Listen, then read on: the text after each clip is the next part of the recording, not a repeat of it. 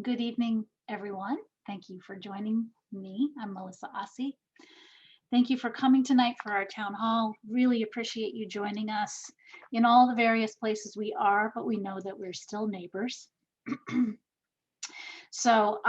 We've been doing occasional town halls to keep people up to date on what we're doing and to talk with our neighbors and to hear about University Settlement's work in our communities. We wanted to honor Lunar New Year in this month's town hall, and so have some lovely guests for what will be a three-part program tonight. First, I have the distinct pleasure of talking with my dear friend, Jo-Ann Yoo, the Executive Director of the Asian American Federation of New York, a fellow warrior and wonderful friend. I'm looking forward to that conversation about her work and our work together.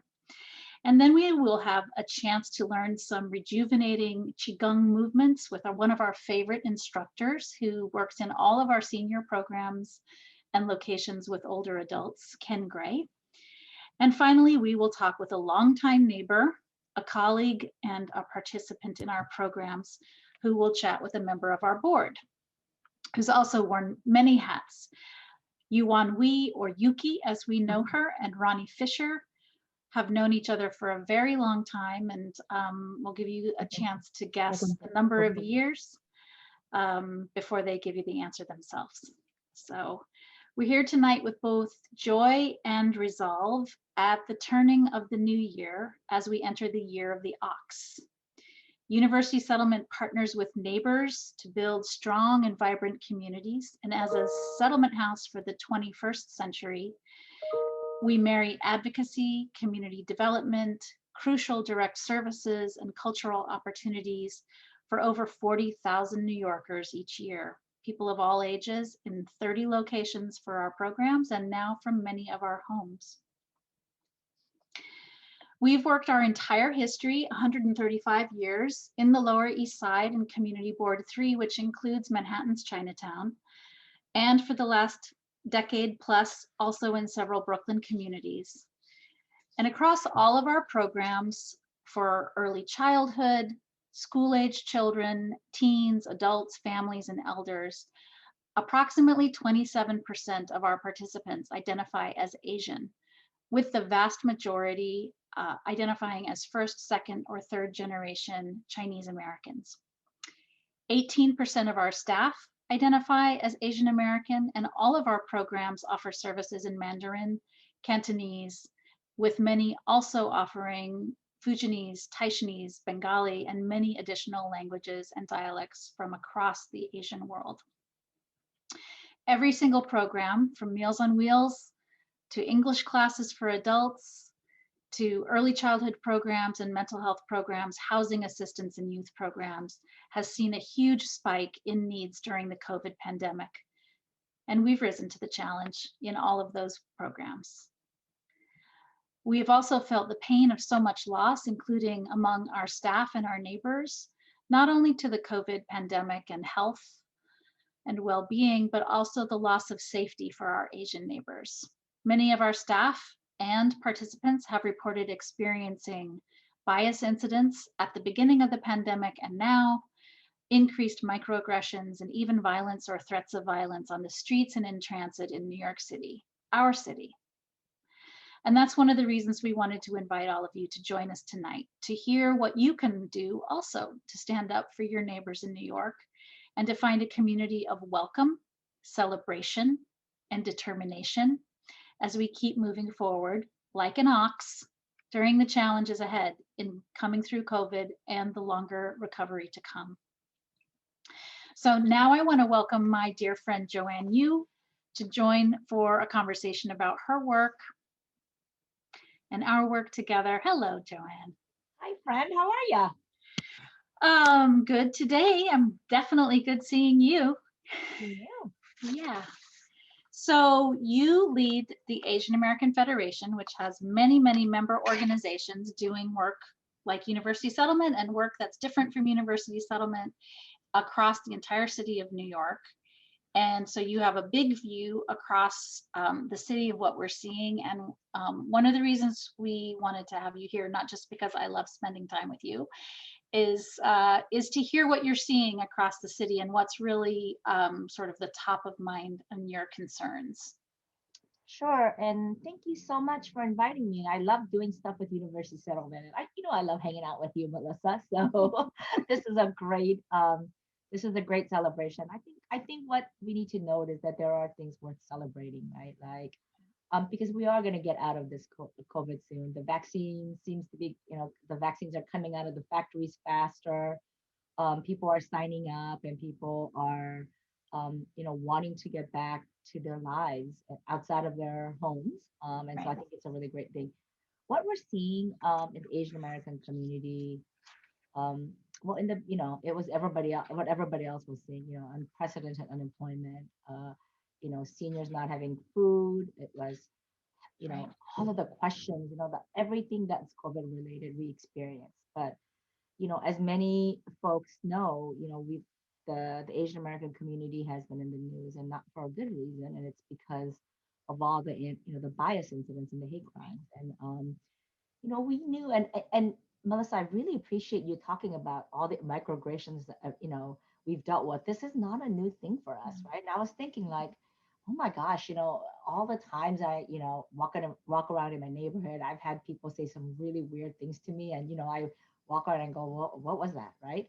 Yeah. Um, Yes. but now that I think now that is being channeled into something that's really scary for the community. So right now, the Asian American community, people are scared and people are fearful of going outside. And Mm. we've seen some really horrific incidents where people are killed and people are hurt. And, right in our own backyard in New York City, we are so used to being with people from other countries, people who speak other languages, right? One of my friends once said to me, I love riding the subway because you can um, ride it for a really long time and not hear English, and you hear all the different language, and Right. it's so great. And that's always in New York that we knew, but now there are attacks, and it's a scary time, and many of those, you know for me, what's really painful is, you know as you've said, we've been here forever, right? The Asian American community, we've always been your neighbor. Right. And then all of a sudden, what has changed, Right. And so, and the fact that there is so much violence in the community, and the fear. And so, I wonder all the time, like, how do we get out of this where we really start to have honest conversations about looking out for each other. There are some great things that are happening in the neighborhoods, but for the Asian American community, for many, many reasons, I think top of mind for sure is the anti-Asian violence happening throughout the country. Jo-Ann, is there anything for folks who are listening that you would like to ask people to do more of, um, how to be courageous and um, active rather than um, bystanders? Or yeah, bystanders might be the name. Yeah, Maybe no, I upstanders instead of bystanders. Kind of how I exactly. think of it. Me too. Yeah. And I appreciate that because I think it is a really scary time, and there's a lot of anxiety. And the two couple situations that have, a couple of the instances that have been in the media, um, there were people around and nobody helped them. And we saw the horrific video of the woman being, pushed in Flushing, and Mr. Quintana, who was slashed in the face on the train. He got off that platform by himself, Mm. and he walked the length of the platform by himself to be able to ask somebody to call 911, right?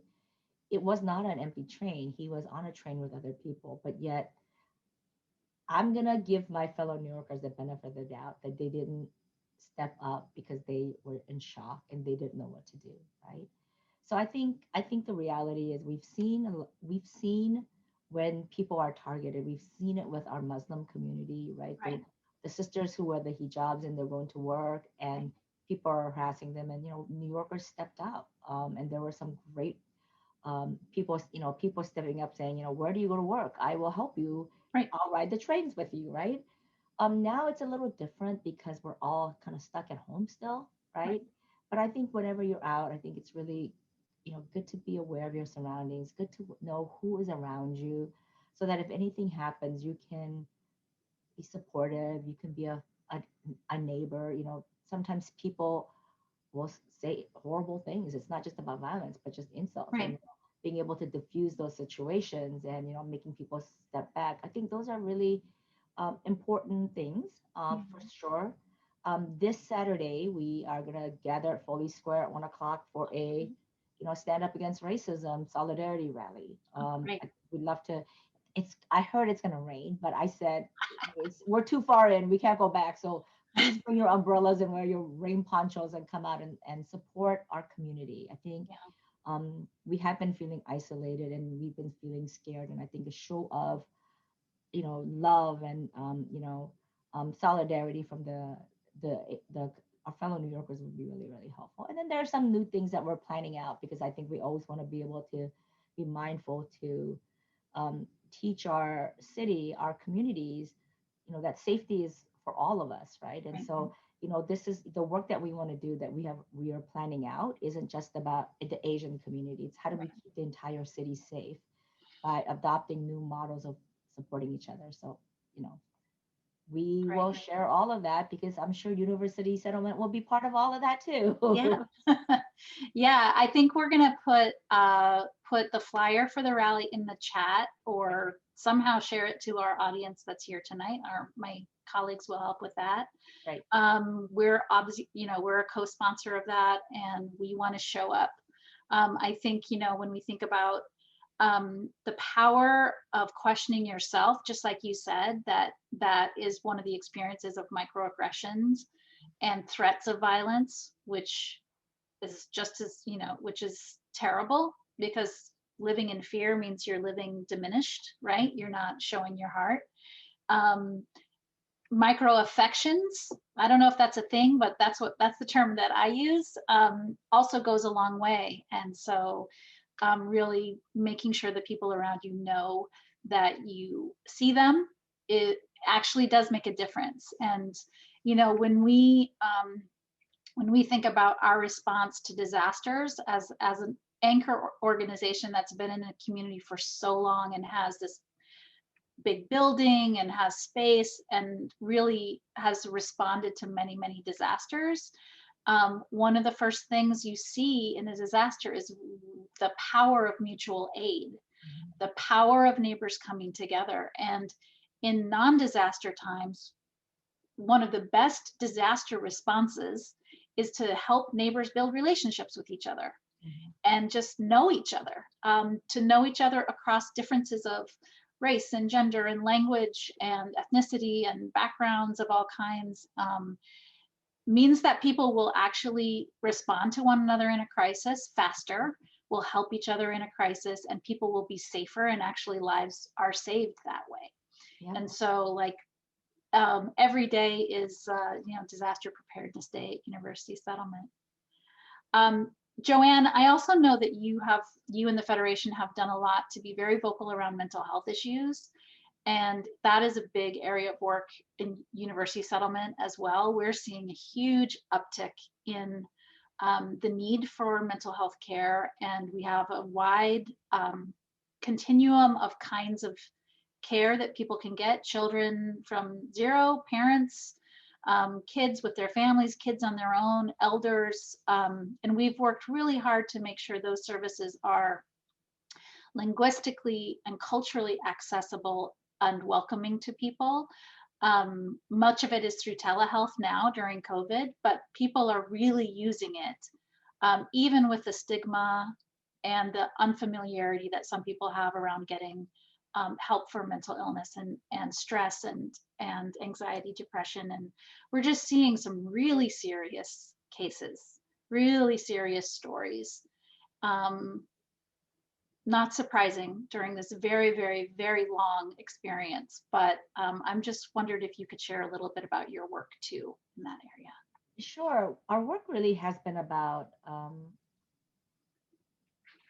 destigmatizing mental health in our Yeah. communities, right? It is because people always assume in our home countries, mental health means something, right? It means you're crazy, and there's been a huge stigma.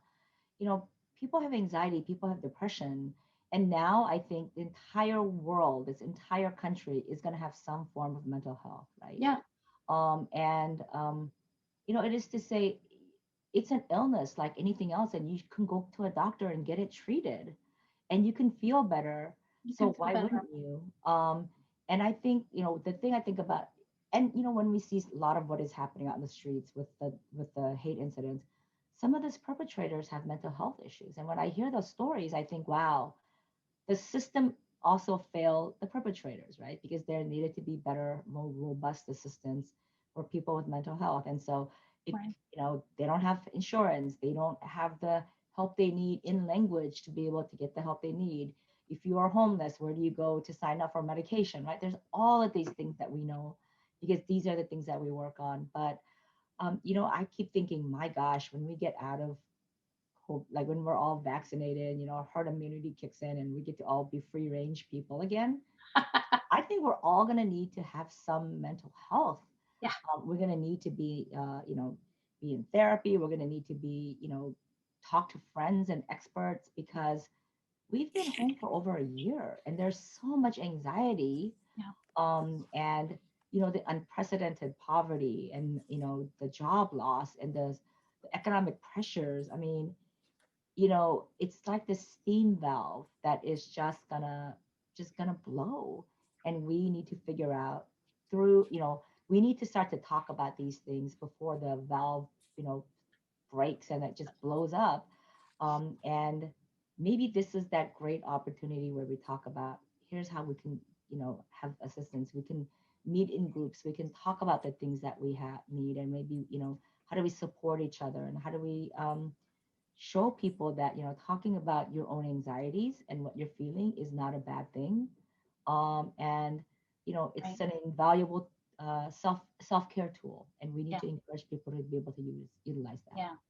I think the work that you have done through the Federation is fantastic. I know that many of our staff have participated in trainings, and we have been really excited by your very clear destigmatization work around mental health. One more question, and then I think we have Sure. to wrap up, unless people want us to go for hours and hours, which we could also do.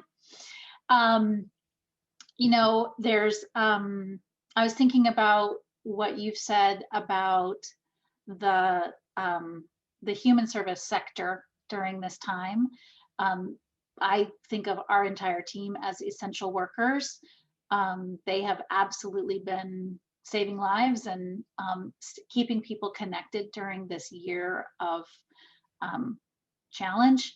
And we have also been challenged by the fact that our government partners have not always paid the full freight for the cost of our services. Mhm. And indeed, even in the city's budget this year, pulled back on a promise to actually pay the full cost of services, placing us and nonprofit organizations, at fiscal risk, at organizational structural risk. And you are a federation of what, 80 members, 100 members? 70. 70 members. Okay, so I inflated it and then I inflated it again That's because my aspirational number. exactly, you are one of my superheroes, so it just must be 1,000. And so I'm sure you're hearing from your member organizations probably every day about their challenges financially, and that they are just doing heroic work. And I wondered if you wanted to say anything about the human service sector at this point. Sure. I have a hard time talking about the nonprofit workers without crying, and Oh, I'm welling up now. okay. Because I think about the fact If that you cry, I'm gonna cry. I So know, and I'm trying to prevent you from doing that, because I think about all the unsung heroes, and those are the people in our staff, right, who've been going to work, who in the scariest times, right? Like yeah, there's a global pandemic and they yeah, come to work because they have to. They put their own fears and their own safety aside because they need to come and serve the community, right?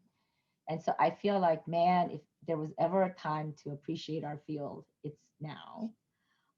We don't get paid enough. First of all, we never get paid enough, right? Because if we were, and our elected leaders need to recognize the contributions that we make. The nonprofit field, we are an industry. We do contribute substantially. We are workforce. We are, employers, and you know, the and absolutely, I think people need, the governments need to continue to, leaders need to continue to practice to keep their promise. You know, we need to get people priority vaccination because they're coming to work, right? We need to just, and at this point, it's not even about, I mean, for you to say, could we be, could they not walk back on some of the promises? I'm thinking like, that's the minimum, right? I know. Because right now, everybody is doing vaccine work, and they're doing, responding to what is happening with the hate incidents and setting up appointments. These are all unfunded work, right? Right. In any given day, our hours are all spoken for, 5% here, 20% here, right? So anything that we do outside of that timeline, right, is unfunded work. Right. And so where does that come from? But yet we would never say no, because we know what's at stake for our community. We never say no, which means that our regular work gets answered at nighttime in 9 o'clock emails, right? So, but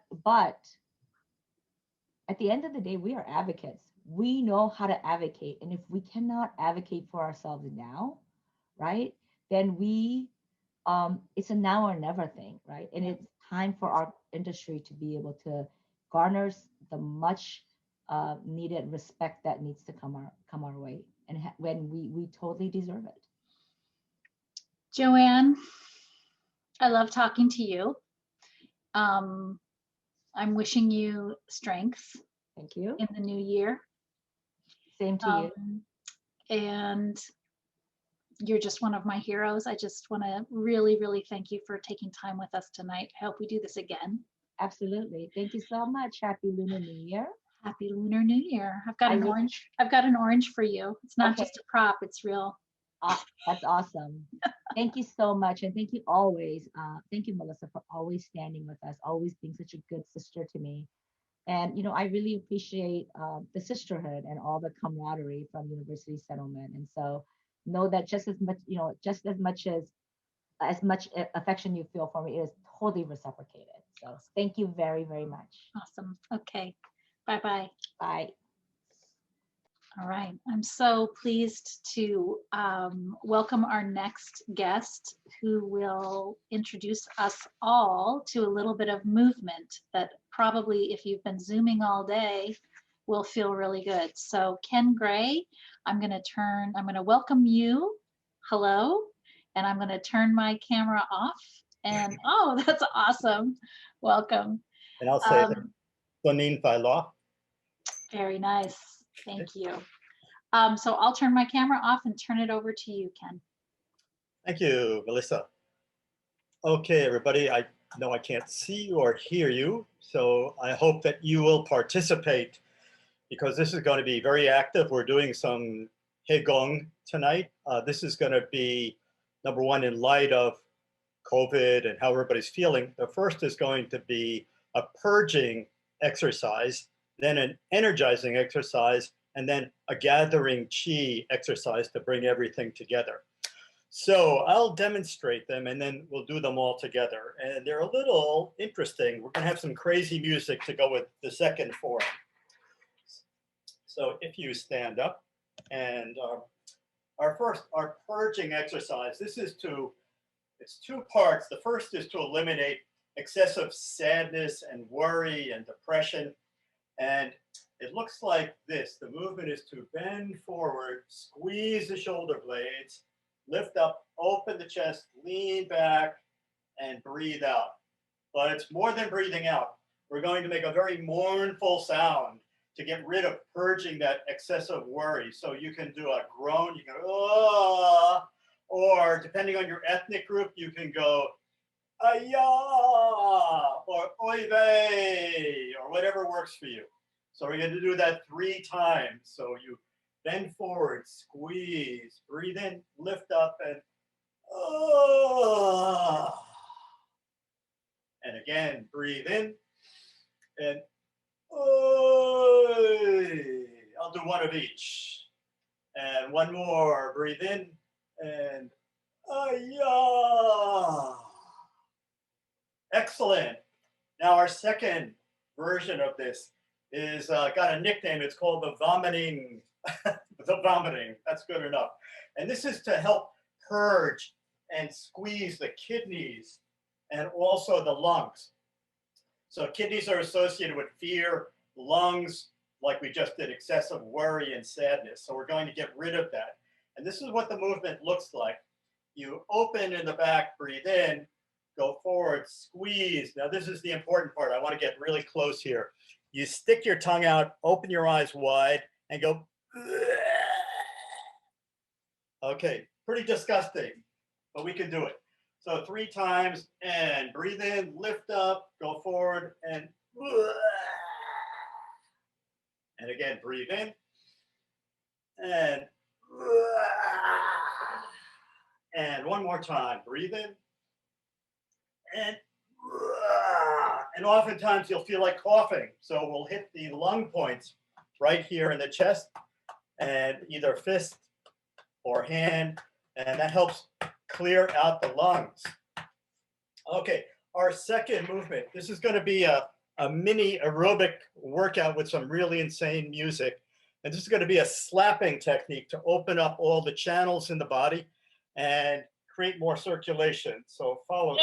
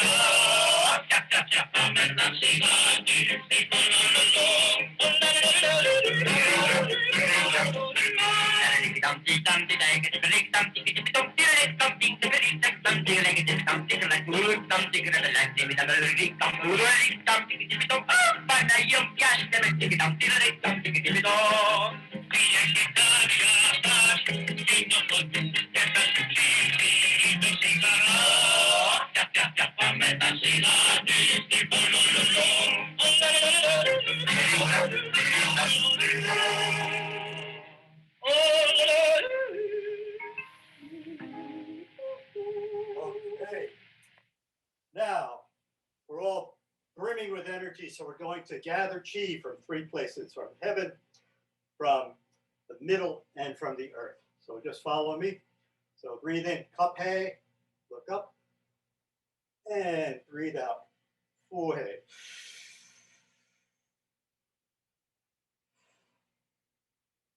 And breathe in. Breathe out.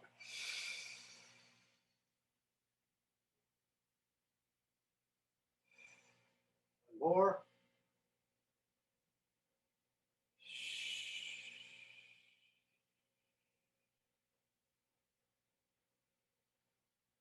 Now, going to open up. Breathe in, lean forward.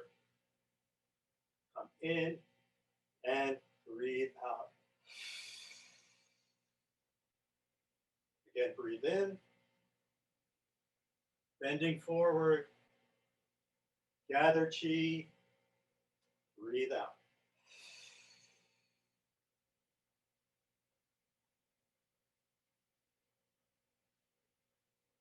In and breathe out.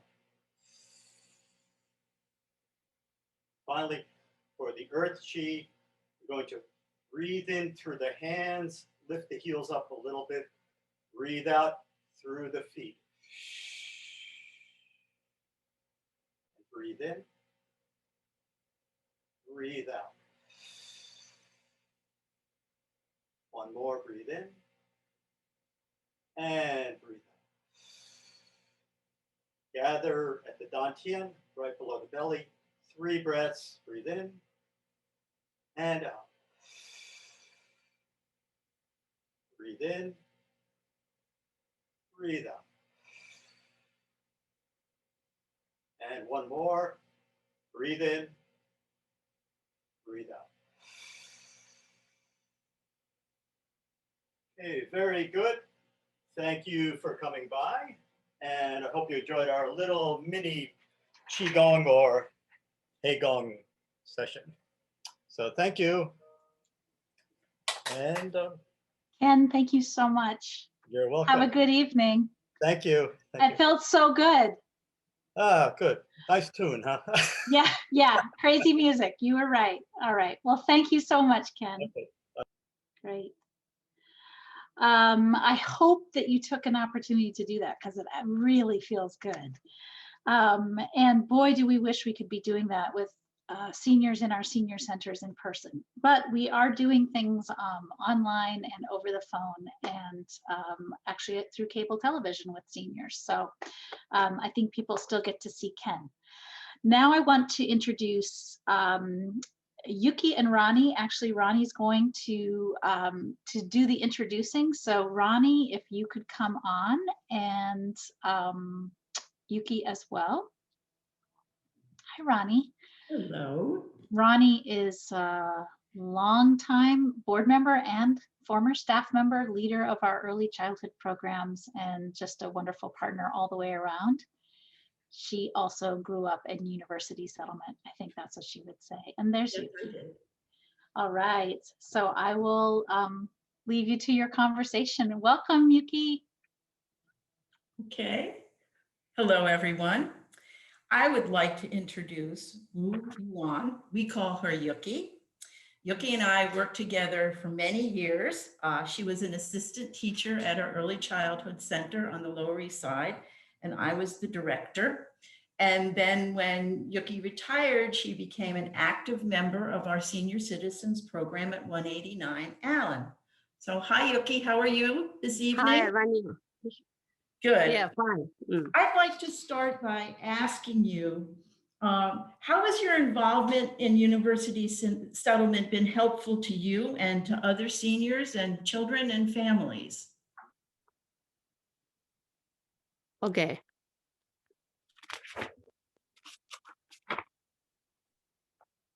During the pandemic of the COVID pandemic, my husband and I were very worried. We were afraid to go out and I could not sleep. I am thankful for the social worker from the Solomon Senior Center. They call me every week to ask if my family and I were doing okay and taught us to wash hands often and how to protect ourselves from the COVID virus. They also deliver the food to my neighbors and my family twice a week. And on the Zoom, they explain to us why we need to take the COVID virus vaccine. And we use the phone and WeChat and Zoom to touch each other. I call Solomon Child Care Center first grandparents and senior center my older friends. When we know each other, everybody healthy and happy, I would feel very, very happy. So I am so grateful for the Solomon help us during the pandemic.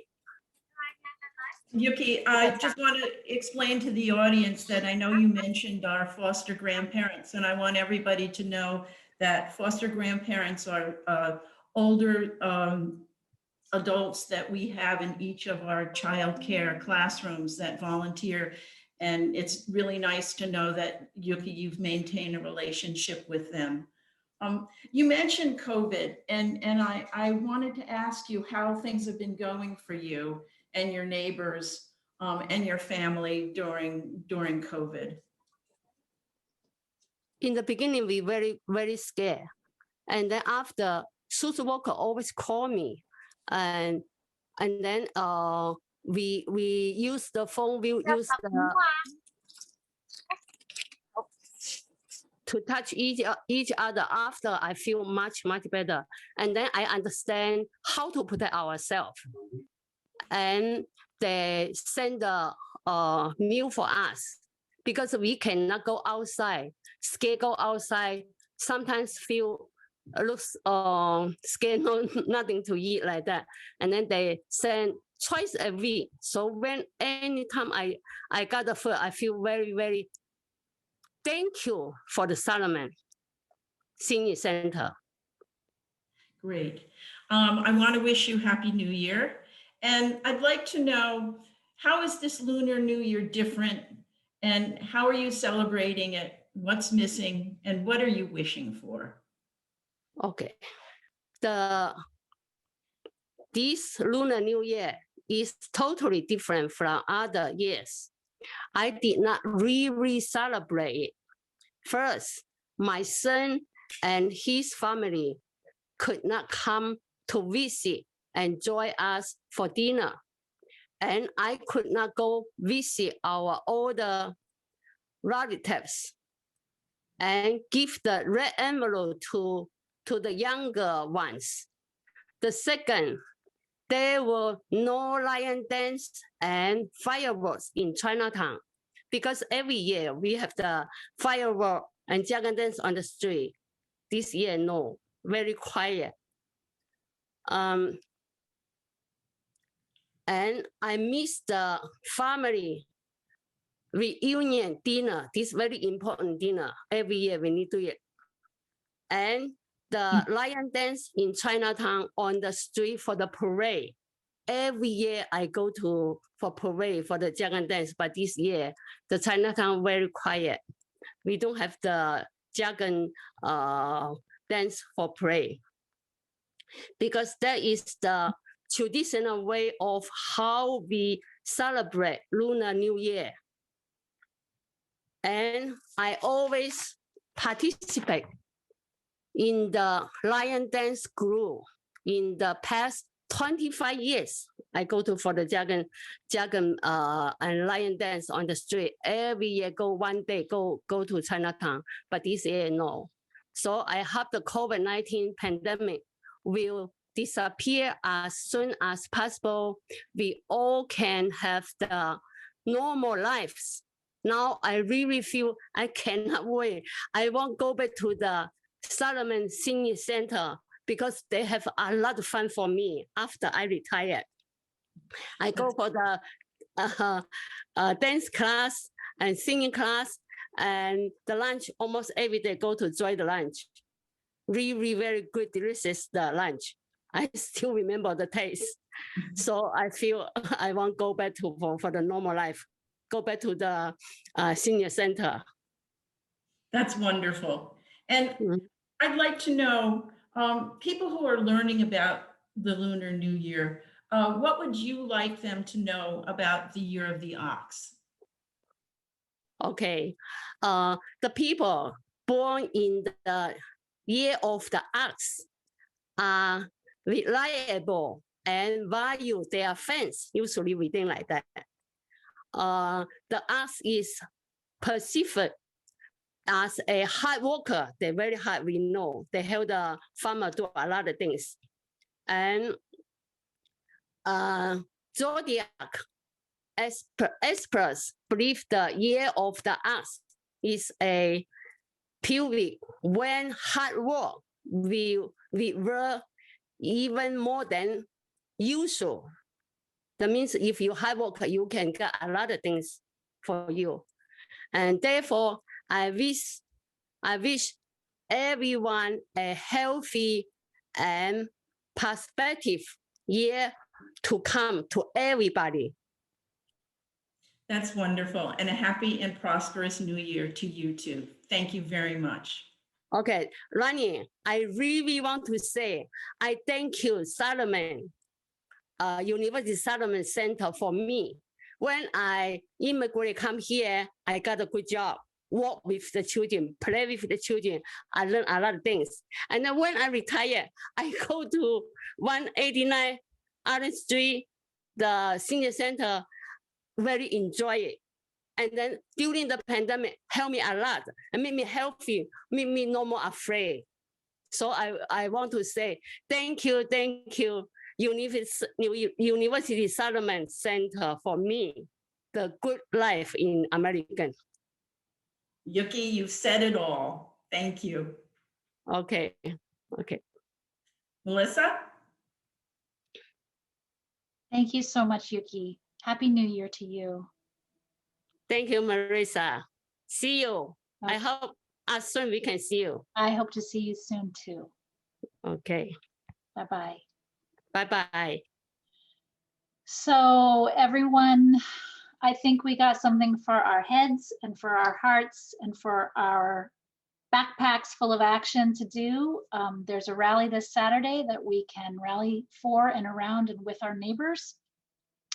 And we can share that with you. We've shared that with you in the chat, and also can share that, forward that to you if you didn't get that directly. And I think Yuki really summed it up in describing the year of the ox. The year ahead of us is one of very, very hard work, and we are completely up for the challenge. So please stay in touch with University Settlement, join us as advocates, join us as volunteers, join us as donors, join us as participants, and know that we bring joy into all of the hard work, and we would love to do that with you.